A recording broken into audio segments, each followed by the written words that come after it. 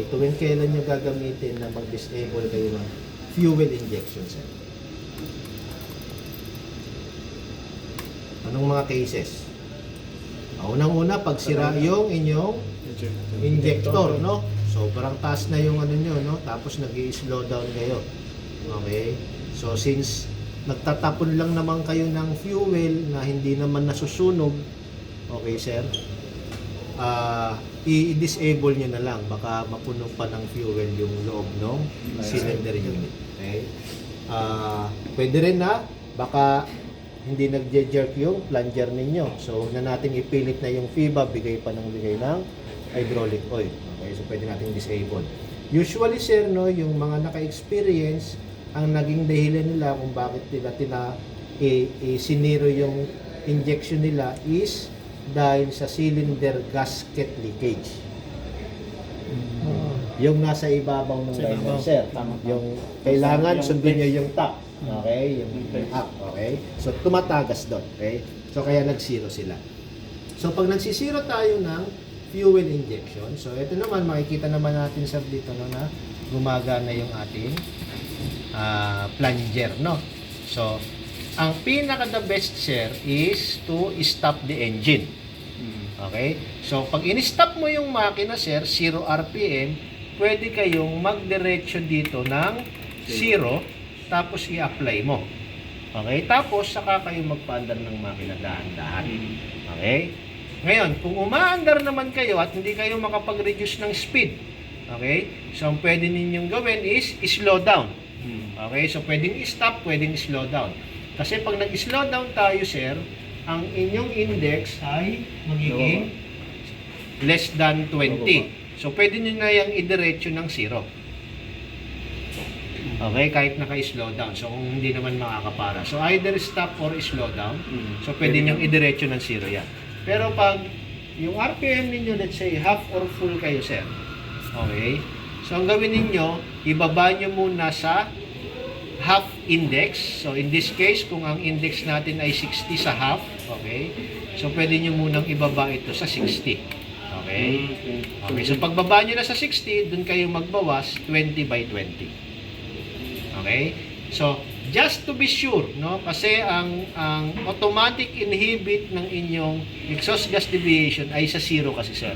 So, pwede nyo i-inhibit yung exhaust gas deviation ninyo sa AMS. Pero usually, kapag ito ay naka-0, sasabihin niya sa EICU, so dun sa AMS ninyo, hindi siya mag-aalarma ng exhaust gas deviation. Pero i-ano nyo na yon, i-inhibit nyo na. Bakit nyo i-inhibit? Kasi pwede kayong mag-increase ng speed. Hindi tayo limited sa sa slowdown. Okay? Kasi kung nag-activate yung exhaust gas deviation ninyo, slow down yung makina. So limited kayo sa slowdown. Pag nag-disable kayo ng injection, hindi tayo limited speed. Okay? So ibig sabihin, pwede tayong mag-increase ng speed. Yes, sir. So, again, unbalanced engine kayo, sir. So, ang oobserbahan nyo dyan, yung vibration ng makina. Okay? So far, yung mga nagganto, sir, no, merong half pa lang, meron ng konting vibration, may iba, dun pa lang sa full nagkakaroon ng konting vibration. So, depende kasi kung anong cylinder number. Okay? Kasi iba-iba yung position.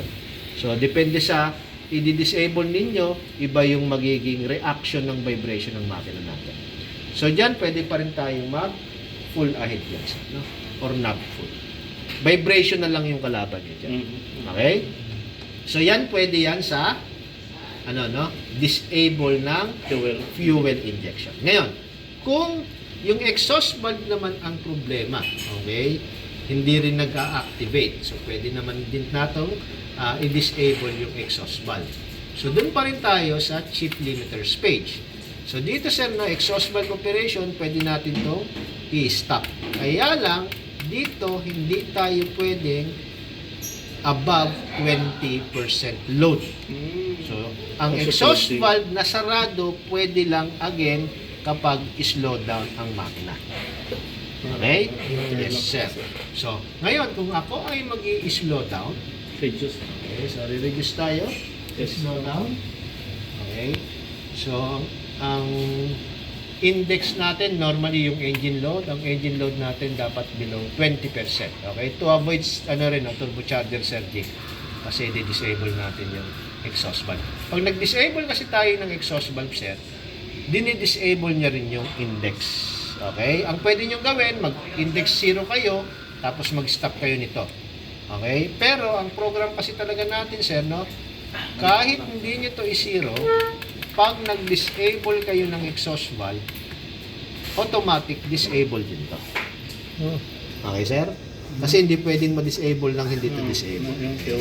Kapag i-click ko to, sir, okay, hintayin lang natin mag-1 10. Okay, so i-click ko to, sir, no? Okay. So, meron tayo, currently, may stroke tayo sa plunger, at the same time, may stroke tayo sa exhaust valve. So, ngayon, allowed na akong mag-stop. Okay? Pag in-stop ko yan, okay, ang exhaust valve nyo hindi na mag-o-open, tapos magsi-zero index kayo. Automatically. Okay? Pero mas maganda pa rin, no? Kung i-zero nyo mo, saka kayo stop. Wala rin akong problema yan. Pero naka-design na talaga siya, sir, na zero index basta nag-stop kayo ng exhaust valve. Okay. So ngayon, i-try natin i-increase ang speed ng sarado ang exhaust valve. Okay? Papayagan naman kayo, sir. Okay? Kaya lang, obserbahan nyo yung magiging reaction ng makina. So mangyayari dito, magkakaroon kayo ng compression limit. Okay? So, mag-fluctuate lang yung engine. Okay? In case of emergency na kailangan yung gawin na medyo mas mabilis ng konti, then pwede, no? Kaya lang, babagal, bibilis. Okay, sir? Kaya lang, pwede rin magkaroon kayo ng cover lifting na tinatawag. Okay? So, hindi kayo allowed stop ng exhaust valve ng mataas yung RPM. So, kailangan sa slowdown mo yun. Okay? At, hanggat maaari, hindi tayo ina-allow din na mag-increase ng speed kapag sarado ang exhaust valve. Okay? So, yung tinatawag natin na may possibility ng cover lifting as well. Okay? So, kaya hanggang lang tayo, no? Hanggang slow ahead lang tayo. Okay? Ngayon, paano kung bubuksan natin yung exhaust valve? Steady open. Okay? So, hindi natin bubunutin lang yung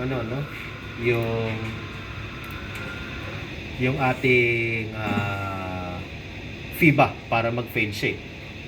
Okay, kasi sabi natin pag fail safe is open eh. So hindi lang 'yon kasi magsasarado rin yung exhaust valve. Okay? So ito yung sinasabi natin na merong mechanical tayo yung gagawin. Ito yung running supply ng oil sa actuator natin, exhaust valve, and dun sa ating block. Okay?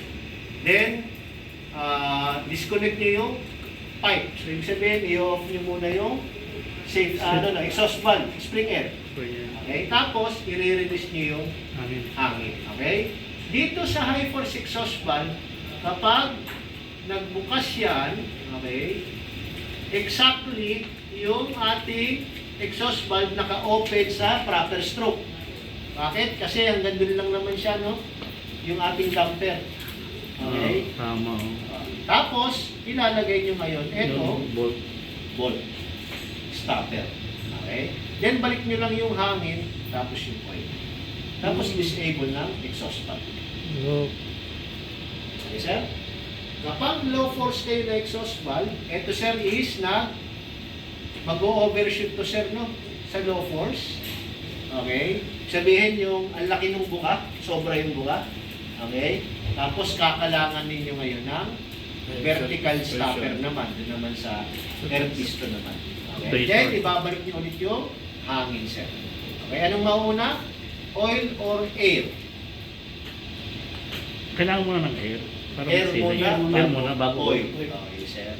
So, ganun din, sir, no? Pag nagpalit kayo ng exhaust valve, una ay hangin bago yung 531. Okay? Air muna bago itong oil. Okay? Bakit ganun, sir? Sealing. Na-prevent mo yung yung sealing ng... Sealing mo muna bago ka magpanda ng liquid. Ha?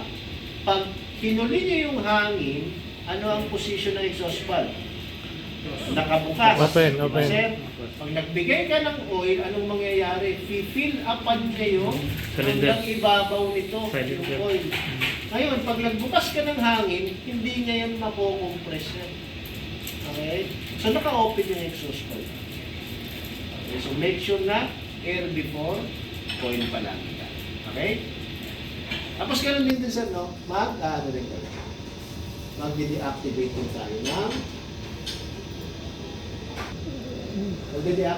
tayo ng FIBA natin for injection and exhaust valve activation. So, i-stop nyo dito. Okay?